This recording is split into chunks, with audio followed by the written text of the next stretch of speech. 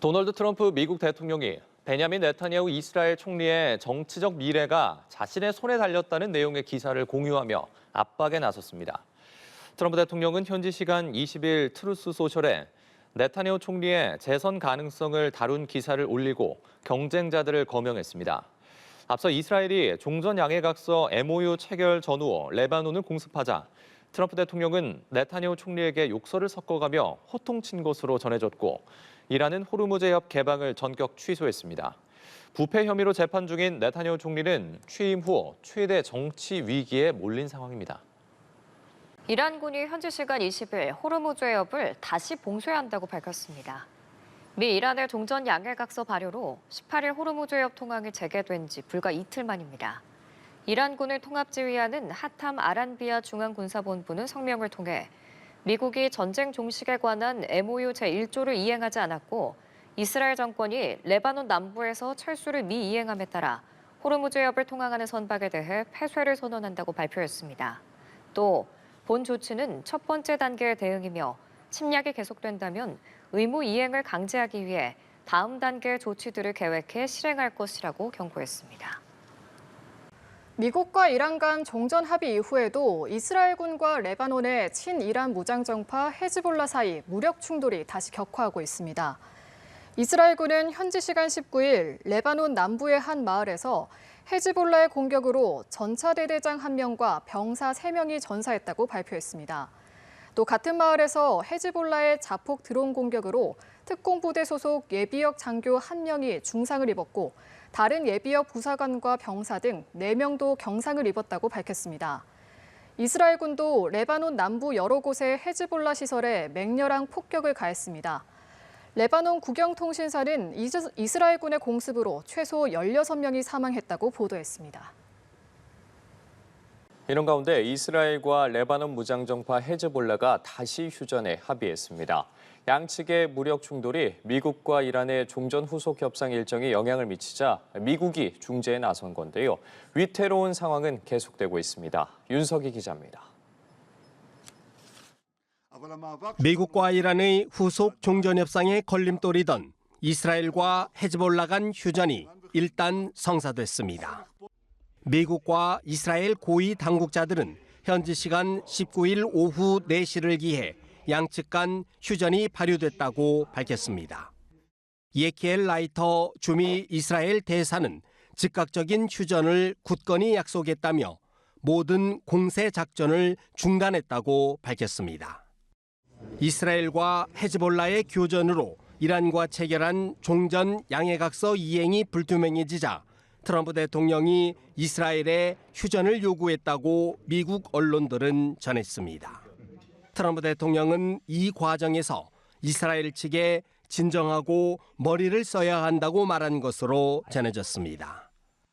앞서 레바논 남부에서 이스라엘 탱크 부대가 공격을 받아 군인 4명이 사망하자 이스라엘군은 헤즈볼라 목표물 80여 곳에 보복 공습을 단행했습니다. שוב פעם, להסרת איום אנחנו רשאים לפעול בכל מרחב ולהמשיך לפעול להסירת איום במידה ויתגלה כזה על כוחותינו או על תושבינו. 이스라엘과 레바논은 다음 주 워싱턴에서 다시 만나 추가 평화 협상을 이어가기로 했습니다. 하지만 헤즈볼라는 이스라엘군의 철수를 요구하며 항전 의지를 굽히지 않고 있습니다. ما في اتفاق بالنسبة لنا ما في اتفاق هذا باطل ما حدا بياخذ كلام لا من نتنياهو لا من ترامب اللي عم بيصير بجنوب فظيع جدا يعني صراحة أي وقف إطلاق نار. 헤즈볼라는 이달 초 미국 중재로 이스라엘과 레바논 정부가 마련한 휴전협정을 거부한 바 있습니다. 여기에다 이스라엘에 대한 미국의 통제력도 약화한 상황이어서 이스라엘과 레바논 간 휴전은 위태로운 상황이 이어질 전망입니다. 연합뉴스 TV 윤석입니다. 미국과 이란이 종전 후속 협상에 첫 발을 떼지 못하고 있는 가운데 협상 개시를 위한 움직임이 포착되고 있습니다. 미국 협상단이 속속 스위스로 향하고 있는 것으로 알려졌는데요. 트럼프 대통령은 60일 내 합의를 압박했습니다. 장효인 기자입니다. 레바논에서 무력 충돌한 이스라엘과 헤즈볼라 탓에 스위스에서 열릴 예정이었던 후속 종전 협상은 기약 없이 미뤄지는 듯 했습니다. 이란은 향후 며칠 안에 협상을 개최하기 위한 계획을 수립하고 있다며 협상 개시 조건이 충족되는 대로 알리겠다고 밝혔습니다. 또 국제원자력기구에 핵시설 사찰을 요청한 적 없다고 일축하며 사찰 여부는 앞으로의 협상 결과에 달려있다고 못 박았습니다. 이란은 급한 게 없단 태도지만 주말 대면 가능성은 열려 있습니다. 미 악시오스는 도널드 트럼프 대통령의 특사 스티브 위트코프가 스위스에 가고 있고 맞사위 제러드 쿠슈너는 이미 도착해 있다고 보도했습니다. 핵심 중재역인 무함마드 빈 압둘라흐만 알사니 카타르 총리 겸 외무장관도 스위스에 도착했습니다. 스위스도 양측 대표단이 주말 사이 협상할 예정이라며 20일까지였던 협상장 주변의 통행 제한을 22일 오전까지로 연장했습니다. 다만 협상 테이블에 협상 대표인 제이디 벤스 미국 부통령과 모하마드 바게르 갈리바프 이란 의회의장 등이 직접 앉을 진 미지수입니다. 트럼프 대통령은 60일간의 후속 협상에서 합의를 맺지 못하면 이란을 다시 때리겠다고 압박했습니다. 60 days have to make a deal, otherwise we will do things that won't make them happy, but I don't think it's going to get to that. I think... 협상 분위기에 찬물을 끼얹는 이스라엘과 사이가 틀어진 것 아니냐는 시선을 의식한 듯 베냐민 네타냐후 총리를 치켜 세우기도 했습니다. Obviously we fought very well with Israel and we've had a great relationship with Israel. We were very formidable. And Bibi Netanyahu, he's a warrior prime minister and he should be acknowledged as that. 이란과의 종전 양해각서 문제로 골머리를 앓고 있는 와중에도 트럼프 대통령은 앤드루스 합동기지의 대형 경납고에 깜짝 등장해 카타르가 선물한 6천억 원짜리 전용기를 자랑했습니다. 연합뉴스 TV 장효인입니다.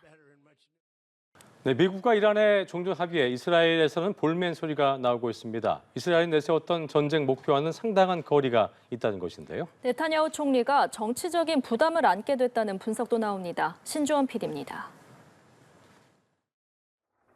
이스라엘은 대이란 전쟁을 시작하며 이란의 핵 프로그램과 탄도미사일 능력 무력화를 목표로 내세웠습니다.